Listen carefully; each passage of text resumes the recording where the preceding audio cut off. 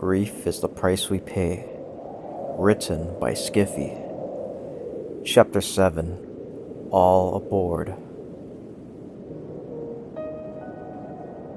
Their wait for the next train continued on without major event. As the time for the train's arrival drew closer and closer, the station grew to be more and more filled with waiting ponies planning to board it. As their numbers increased, the more Spike and Thorax feared they might be noticed. But no pony seemed to pay any attention to them, and the guard monitoring the station, presumably on the lookout for precisely them, never seemed to notice them either.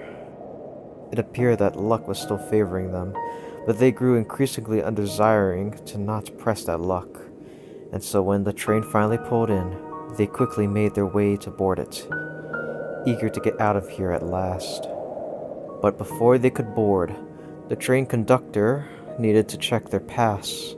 Spike merely needed to show him the pass, and upon ensuring it was valid still, the conductor would let them aboard. However, given the fact Spike was banished, the dragon was very afraid that his exiling meant this pass would be rendered full null if the conductor noticed whose name it was under. Spike really couldn't know for sure without checking in advance, something he briefly considered doing while waiting for the train to arrive. Instead, ensuring Thorax stayed close in case they needed to flee, Spike led the disguised changeling as confidently as they could muster right up to the train conductor and held out his pass for the mustached pony to see, gripping it in such a way that the pass's expiration date was clearly visible, but Spike's name printed at the top was hidden. He said nothing to the conductor except to affirm that the apparent pony beside him was with him. Spike thought for sure the conductor would notice he was hiding the printed name. But thankfully, the dragon's fears were unfounded.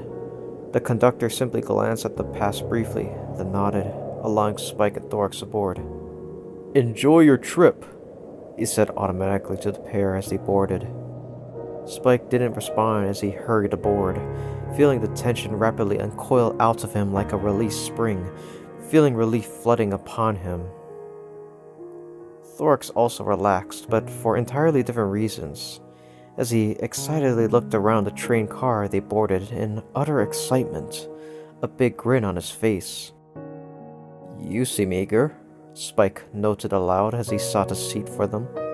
"I've never been on a train before," Thorax reminded cheerfully, peering around at the busy car full of passengers. "Well, the novelty wears off pretty fast, so enjoy it while you can," Spike recommended as he found a seat and motioned for Thorax to take the window seat while he took the end.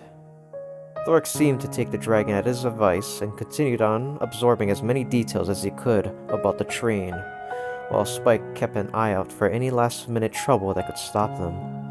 It would be just their luck to get this far and then have some pony finally catch on to them, halting their escape attempt before it could even really begin. But nothing of the such took place, and as the last of the patrons started to climb aboard, Spike started to let himself think they might actually get away with this utterly unnoticed. "Every pony, please be seated," the conductor requested as he stepped aboard, closing the car's door behind him. "We'll be leaving momentarily." Spike leaned back in his seat a little while Thorax peered out the window, engrossed. "You know, we really are pulling the wool over the Crystal Guard's eyes yet again." He couldn't help but chuckle a little. Maybe it serves them right, then, for being so oblivious they can't even catch what's sitting right under their noses. "Hey, we're moving!" Thorax suddenly and eagerly declared. And sure enough, they were. The train creaking and groaning faintly as it gradually started to move forward. Thorax's grin doubled in size as he felt the train moving beneath him, a sensation that intrigued him immensely.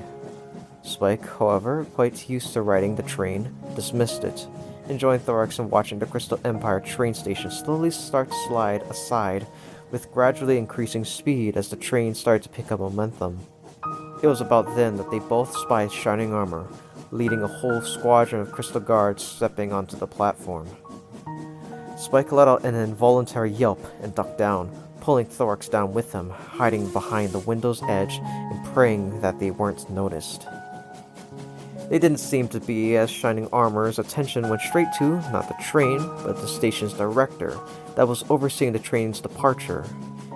Of the guards that were with them, only one really looked in Thorax and Spike's direction, and it was more to watch the train than to pay attention to who was on board. Soon, as the train continued to pick up speed, the station slipped out of view entirely, and the train was well on its way.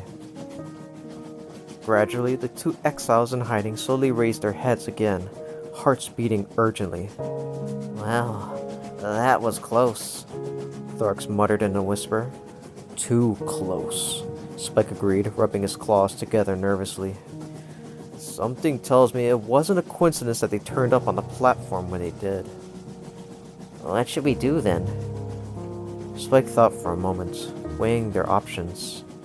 Finally, he shrugged. Getting out of the Crystal Empire is still the best thing we can do. They can't really stop us now. So for now, I think we should just keep going as planned. Thorax nodded his head. You think they'll chase after us? Only if they know for certain we're aboard this particular train. But Spike inwardly knew he had no way of proving if they did or not. Thorax still nodded in agreement. So we take the train and get out of the frozen north, he summed up. Then what do we do? I'm still working that part out. I'll get back to you on that. Okay. The train ride proceeded onward uneventfully for a while after that. While Spike sat and mulled on the dilemma of what they should do next, Thorax spent most of it staring out the window, watching the terrain speed past with fascination. It was clear the changeling was enjoying his first train ride, despite the seriousness of the situation. They were not bothered much by the other passengers on the train either, most of whom appeared to be tourists leaving the Crystal Empire, and didn't seem to think twice about the two, which worked for them as this gave them the opportunity to plan their next move. Eventually, having watched the terrain scroll by for a long while, Thorax had a thought. Where is this train heading, anyway? He asked, glancing at Spike. Spike realized that they had been so focused on getting onto the train to escape the Crystal Empire in the first place that neither of them had really stopped to think about that. They just wanted to get on the first train, and at the time, it didn't matter to them where it would go. Fortunately, though, the dragon was able to glance outside at the still icy landscape and pick out a few key landmarks as they scrolled past.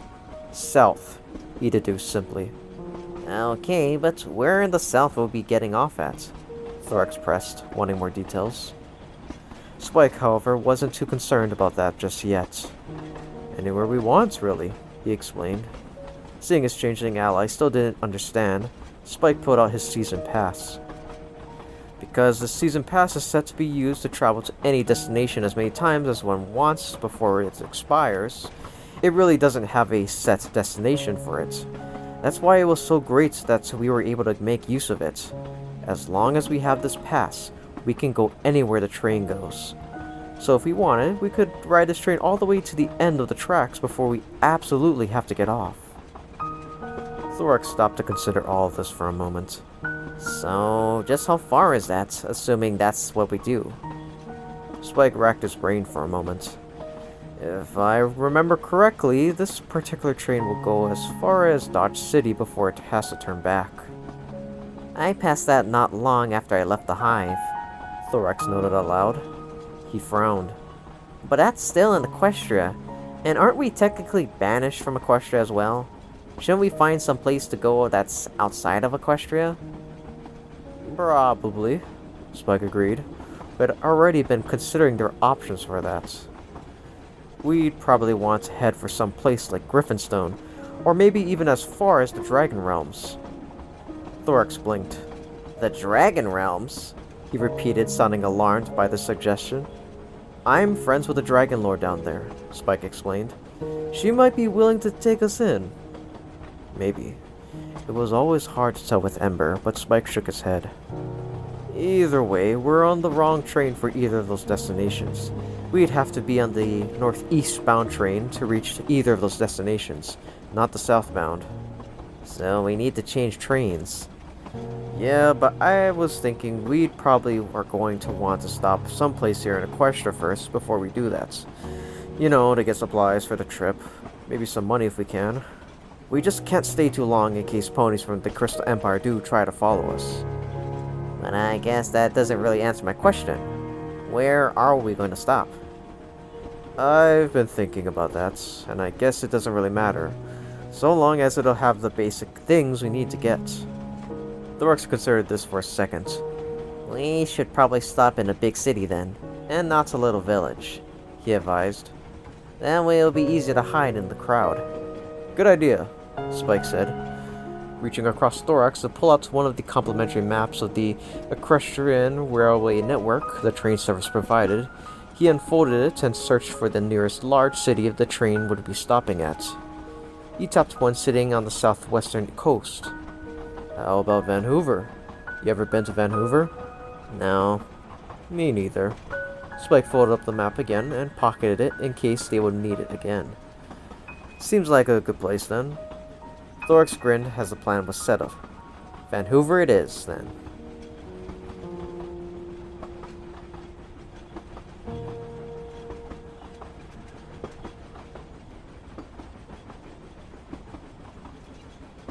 Grief is the price we pay. Written by Skiffy. Chapter 8. Train Ride. Their destination decided, all Spike and Thorax had to do now was wait until the train arrived at Vancouver, a city that was still several hours away. Because they had boarded the train relatively late enough into the day, it was likely they wouldn't arrive until well after night had fallen. Until then, they worked to try and keep themselves distracted and busy with other things. Spike initially spent it attempting to determine why Shining Armor and a legion of Crystal Guards turned up at the train station in the Crystal Empire, almost in time to catch them in the process of fleeing when they did. Eventually, he decided it was likely one of the two possibilities. One was that it was a random chance, and they had arrived on the station's platform for some reason other than Spike and Thorax. The other was that some pony somewhere had found or seen something that cued them in that Spike and Thorax were going to be there. Spike decided that the latter was the most likely one, and wondered if some pony had noticed that Spike's season pass had gone missing from his room, something every pony could be sure he most certainly did not have when he cast himself out of the Empire. If so, that would be enough to suggest that not only had Spike or Thorax managed to sneak back into the Crystal Castle undetected yet again, they had plans to try and leave the area by train. But because the season pass wasn't for any specified train coming through the area, Spike was certain Shining Armor and his guards had no real way to be certain that he and Thorax were on this particular train, and that was probably why they had made no noticeable attempt to stop or board it as it pulled out the station. For all they knew, it could have simply been a waste of time. So the real question that then remained was if there was anyone still at the Crystal Empire that could accurately confirm which train Spike and Thorax got on, and if so, if they would try and chase them down. In relaying all of this to Thorax, the disguised changeling saw there was no way they could answer the question at the moment. But it doesn't really matter right now, does it? He reasoned. We can't really do anything about this until we get off this train. So decided that was a problem that they would address further once at Vancouver. In the meantime, they attempted to try and settle in, and at least try to enjoy the trip. Fortunately, it wasn't too hard to relax some. The other passengers on the train didn't pay any attention to them beyond a passing glance, more interested in on their own affairs. Few of them were crystal ponies, but most of them did appear to be tourists, a number of which likely returning from touring the Crystal Empire. So it left one wondering how many of them were even aware there was a chance they all could be sharing a train car with two exiles to Equestria, currently trying to sneak around within the land they were supposedly banished from. However, many there actually were. It seemed the disguises both Spike and Thorax wore were sufficient to dissuade notice. Whatever the case, the sense of peace it brought was a blessing for the dragon and changeling, giving time to soothe their frayed nerves, and it continued so long as they didn't do anything to draw attention to themselves. By doing so, they could ensure a relatively uneventful trip.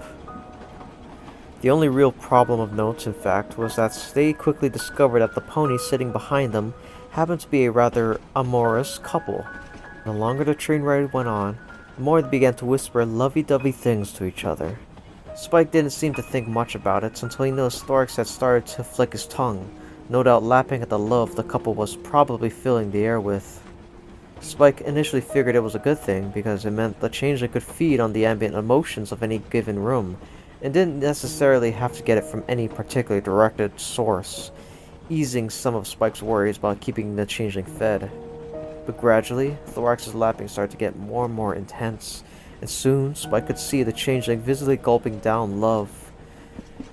The couple behind them was probably producing so much of the emotion that it was like an all-you-can-eat buffet that the changeling just couldn't resist. But Spike knew what could happen if Thorax lost self-control while feeding. He was starting to worry that his friend's peculiar behavior might get them noticed, when the couple's affections grew to the point that they started to publicly make out with each other, and with increasingly growing passion. This was too much for Thorax, and his eyes bulged in alarm. Spike jumped when he saw the changeling's jaw open, and his fully changeling tongue slither out, flashing at the air.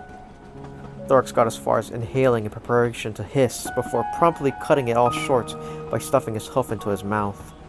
He then turned to look at Spike in a panic. Spike could already see the telltale flicker of cyan magic in the changeling's disguised eyes, indicating that he was about to lose control of his disguise as well. And a changeling suddenly appearing inside of a crowded train car would probably not end well. Fortunately, they weren't the only passengers bothered by the couple's makeout session, because the conductor soon strolled up to them, saying that while he appreciated the fact that the two clearly enjoyed the other's company, he advised them to hold off on outwardly displaying it until they could do it privately, for the sake of the other passengers on the train. Embarrassed, the couple thankfully readily agreed, and let their love for each other cool down to the more tolerable levels. Though to play it safe, Thorax kept his hoof stuffed in his mouth for several minutes longer before finally pulling it out with a relieved sigh. The two agreed to swap positions on their seats after that so Thorax could sit by the aisle, the idea being that Thorax could quickly flee and hide in the train car's restroom should the event reoccur. But fortunately, this was their only major close call while on the train, and on the upside, it kept Thorax well fed. Spike, however, was another matter. He hadn't had anything to eat since yesterday afternoon, and the aching emptiness of his stomach was starting to get increasingly harder to ignore. He wasn't sure he had ever gotten hungry for this long before. Nonetheless, he kept it to himself, not wanting to worry Thorax about it just yet, telling himself he could get food in Vancouver, and then everything would be alright. In the meantime, he attempted to distract himself by staring out the window and watching the scenery go by, having by now transformed from frozen wastelands to green-brown flatlands. Thorax proved to not be fooled, however. When the meal trolley started to make rounds through the train cars as the sun started to set, the disguised changeling watched it closely as it drew closer towards them. He had been studying Spike's season pass for the past few minutes, and he held it up when the trolley came up to their seat. "Hey," Thorax spoke to the pony pushing the trolley, drawing Spike's attention suddenly, who hadn't noticed the trolley making its way up the aisle until now. "According to this, we can use this pass to get something off of that, right?" "Thorax," Spike began to interject in a whisper. The pony pushing the trolley, a stout but kindly mare getting up there in years, glanced at the pass in Thorax's hoof and grinned. "You certainly could, my dear," she said sweetly. "In fact, you could have one of the dinner trays if you like." "Thorax," Spike again began to interject. Thorax pushed on regardless. "We'll take 2 of those then, please." Spike leaned forward urgently. "Thorax, I really don't think—" But it was too late. The mare had already accepted the offered pass from Thorax's hoof, noted the pass's serial number down in their notebook, and then cheerfully returned it while also handing over 2 trays of the dinner meal. "Here you go, dears. Enjoy," she said. "Thank you," Thorax responded, accepting the trays as the mare pushed the cart onward. "Thorax, you shouldn't have done that," Spike objected.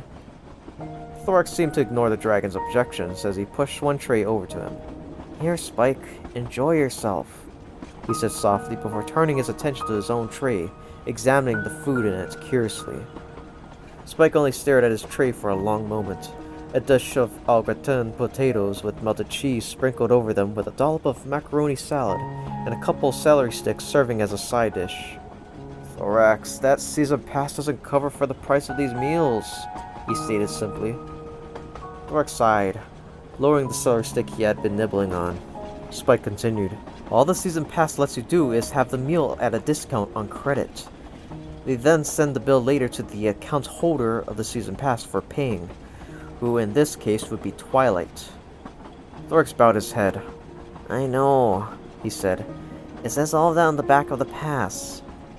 Spike's brow furrowed, not understanding why the changeling did it then. When Twilight gets that bill, she'll know that we bought a meal on a train, yeah, Thorax said, nodding. But the way I see it, it's not going to tell her when and where we get off the train, now will it?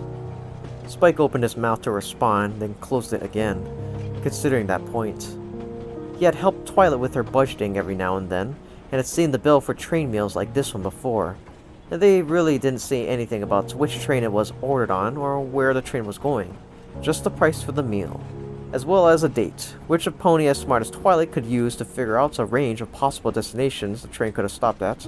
But if they were right that the ponies back at the Crystal Empire had already determined they had escaped on a train, this probably wouldn't tell them anything they didn't already know.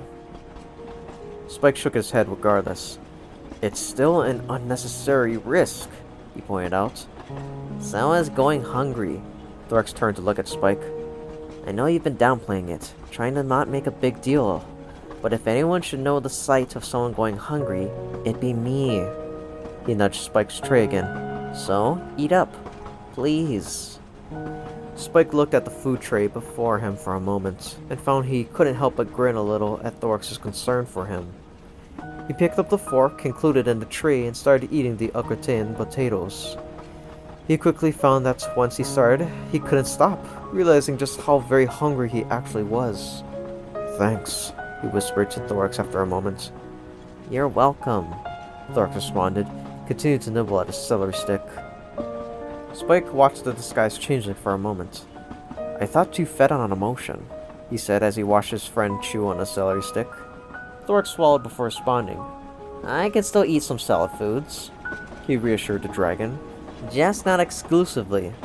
Granted, none of this is probably going to give me any real nourishment. I'll just go in one end and, well...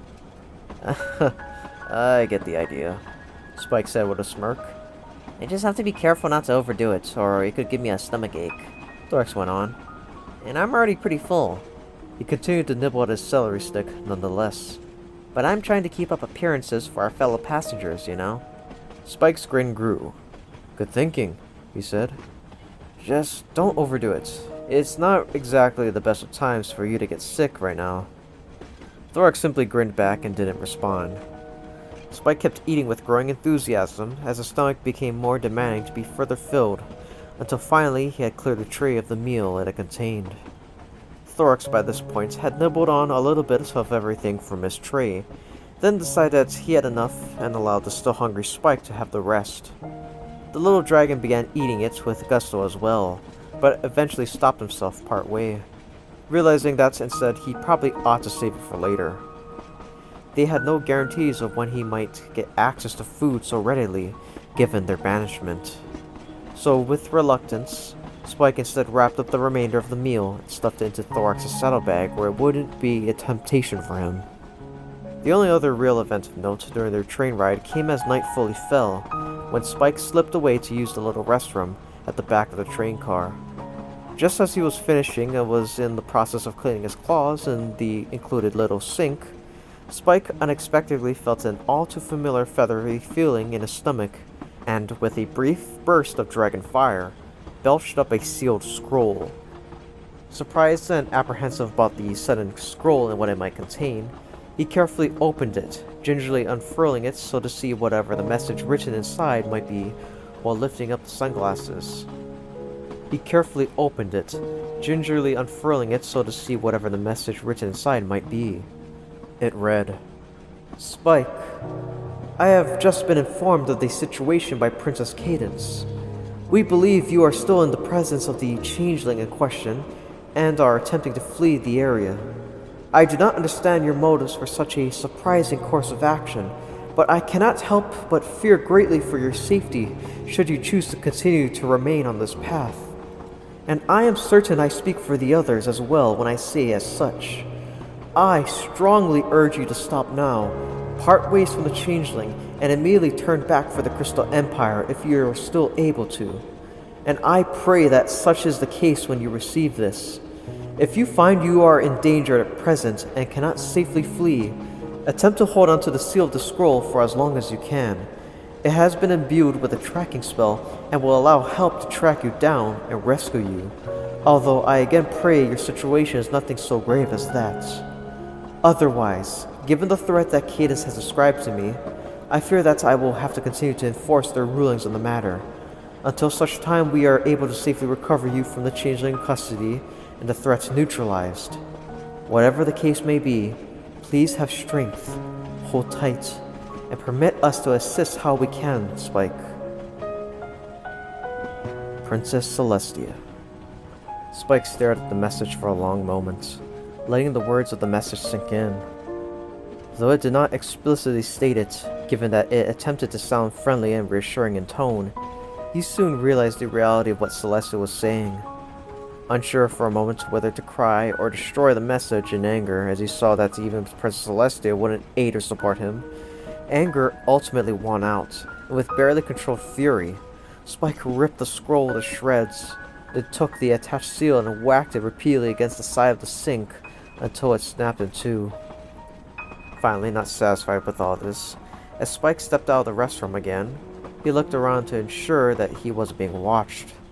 He then strolled over to the train car window sitting across from the restroom door, opened it, and hurled the remains of the message outside, promptly tossed out of view by the wind.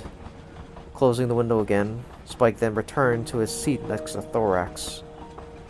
Thorax clearly could tell how grumpy he was as he approached, and seemed taken aback. Something wrong? He whispered once Spike had planted himself back in his seat. I got a message from Princess Celestia while I was in the restroom, Spike responded darkly. Thorax blinked in surprise. A message? How? She can send messages to me through my fire breath, Spike explained briefly, but then waved it aside to get to the gist of the matter.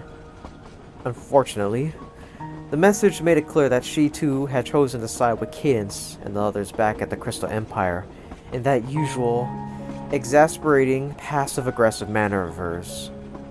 So she was basically urging me to stop siding with you and turn back.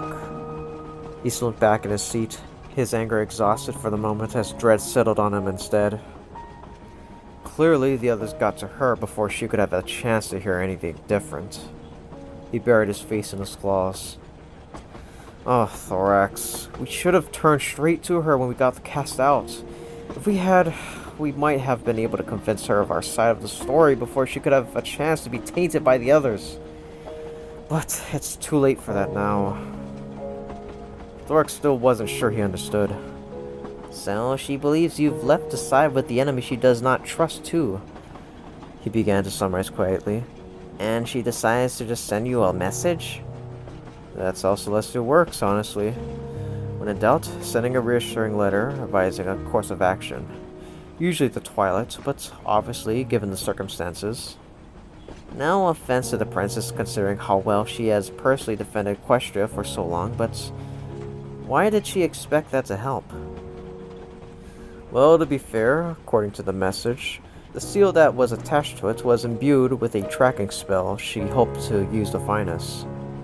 Seeing Thorax's eyes widen at this, Spike quickly reassured him. Don't worry, I broke it and tossed it out the window, along with the rest of the scroll. It's not going to be leading them to much of anything. Thorax was still frowning, however. Couldn't she just try to send it again, though? He asked. Probably, but as long as we're quick and get rid of it right away, I think we can stay safe. I might have a better idea. Thorax leaned in closer. What sort of magic does this fire breath messaging use to work? Spike considered it quickly. I'm not exactly sure. I think Twilight told me once that it works something like teleportation, but... That's what I thought, Thorax said, and after double-checking quickly to make sure no one was watching, he discreetly allowed his black horn to momentarily emerge from the disguise, and used it to cast a small spell on Spike. Spike felt a tingle throughout him. "What was that?" he asked. "A spell that blocks teleportation," Thorax explained, hiding his horn again. "If I'm right about how Celeste sends you messages, then that should prevent her from being able to send any more, at least until it wears off." "When does it wear off?" Thorax grinned. "In a few weeks." Spike returned the grin, feeling a little reassured by this. "Think she'll have given up by then?" "If not, then I'll just refresh the spell." Spike nodded his head. "Alright then." He settled himself into a more comfortable position and turned to gaze out the train car window. "So I guess that settles that." "Guess so," Thorax said, leaning back in his own seat, and fell silent.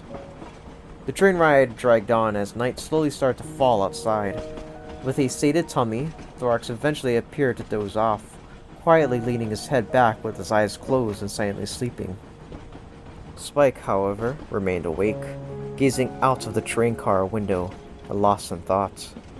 He thought about himself and Thorax and their predicament, and where they might end up next. Wherever it might be, Spike figured the road ahead was going to be rough as they sought to find some way to return to something resembling normal life, while at the same time not getting caught. Fortunately, as both had already proven to one another, they were always keeping an eye out for the well-being of the other. They weren't just friends, they were partners, a team. Their well-being was going to depend on the other keeping safe and healthy, which was good. But Spike was still worried about those impending trials. And while he was naturally worried about his own welfare, he was actually starting to feel more worried for Thorax's continued welfare at this point. Spike, after all, was simply a small dragon who was already well adjusted to life in Equestria and some of the lands beyond. But Thorax, a changeling, didn't have that luxury. Not only was he at best loosely familiar with life in Equestria and was still playing catch-up, Thorax's physiology meant he had different requirements to survive, which could prove hard to maintain. To say nothing of the fact that they were banished simply because changelings were deemed unwelcome in Equestria regardless of intention, meaning Thorax was likely going to keep himself perpetually disguised and living a double life. Thorax's passing comments on the matter suggested to Spike they could be trying for the changeling for the long term. In short, Spike feared Thorax was the one who was going to have the harder time living the life of an exile than Spike was going to.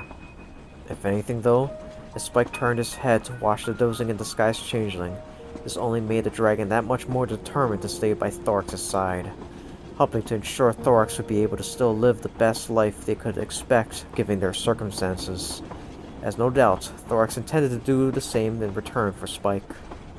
And Celestia as his witness, he wanted to do everything he could to make sure they succeeded.